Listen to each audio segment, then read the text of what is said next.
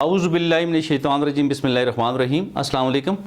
मैं हूं मोहम्मद इदरीस अवान एडवोकेट। और दोस्तों, हमारे पड़ोसी मुल्क भारत में बहुत ज़्यादा इस वक्त अमवात हो रही हैं और कोविड-19 बहुत ज़्यादा वहाँ पे छाया हुआ है और बहुत ज़्यादा डेली के बेसिस पे लाखों के हिसाब से मरीज़ आ रहे हैं। तो इस वक्त जो सूरत हाल है वो ख़ासकर मैं जिस पे बात करूँगा वो है बच्चों की सूरत हाल जो है इंडिया में।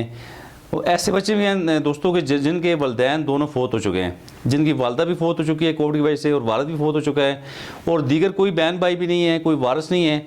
तो ऐसी काफ़ी ज़्यादा तादाद बच्चों की आ रही है जो कि जिनके ना माँ है ना बाप है। तो ऐसे यतीम बच्चों के लिए अब वहाँ पे मसला बना हुआ है। घरों के घर बच्चों से भर चुके हैं। कुछ ऐसे बच्चे हैं जो लवारिस हैं बिल्कुल, जिनका कोई पुरसान हाल नहीं है, जिन्हें कोई देखने वाला नहीं है, कोई संभालने वाला नहीं है, कोई अडॉप्ट करने वाला नहीं है। तो इस सूरत हाल में अब इंडिया बहुत परेशान है, इंडिया की गवर्नमेंट और इंडिया के अवाम, कि हम उन बच्चों का क्या करें। तो बहरहाल इसमें मैं गुजारिश करूँगा उन मुखय्यर हज़रात से जो इंडिया में जो फुरशुदा हाल लोग हैं, जो मुखय्यर हज़रात हैं, जिनके जो बच्चे हुए हैं इस वक्त तक, और जिनके पास भी शेल्टर है, जिनके पास गुंजाइश है उन बच्चों को रखने की, तो खुदारा आप उन बच्चों को अपने पास पनाह दें, उनकी हिफाजत यकीनी बनाएं।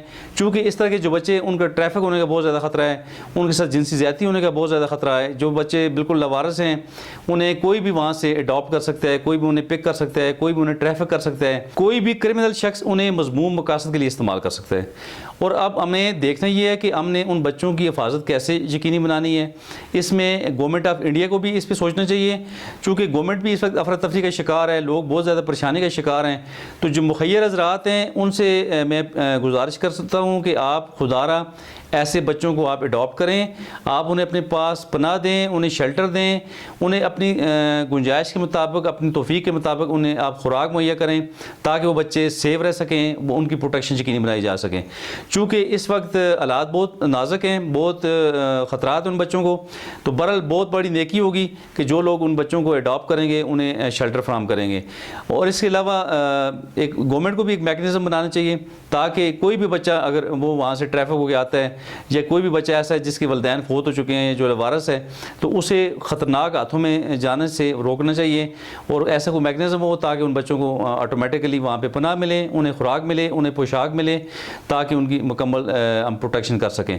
तो बहरहाल मज़हब कोई भी हो, किसी भी मज़हब का कोई बच्चा हो, जो खा मुस्लिम है, खा हिंदू है, वो खा सिख बरदरी से है, तो किसी भी मज़हब का कोई भी बच्चा, तो चूँकि बच्चों का कोई मज़हब नहीं है, बच्चे सबके साझे हैं, तो मज़हब की बात जो तफरीक है वो शायद बड़ों के लिए ज़रूर होगी लेकिन बच्चों के लिए नहीं होनी चाहिए। तो खुदारा जितने भी लोग इंडिया के मुखय्यर हज़रात हैं उनसे मेरी गुजारिश है, गवर्नमेंट को भी चाहिए और उन मुखय्यर हज़रात को इन बच्चों को पनाह देनी चाहिए।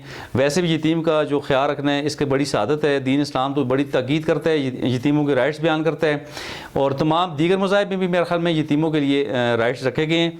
तो आप इन यतीम बच्चों का ख्याल रखें, इसी में अल्लाह और अल्लाह के रसूल की रज़ा है। और इसी के साथ चाहूँगा मैं आपसे इजाज़त। अल्लाह हाफ़िज़। अस्सलाम वालेकुम जी।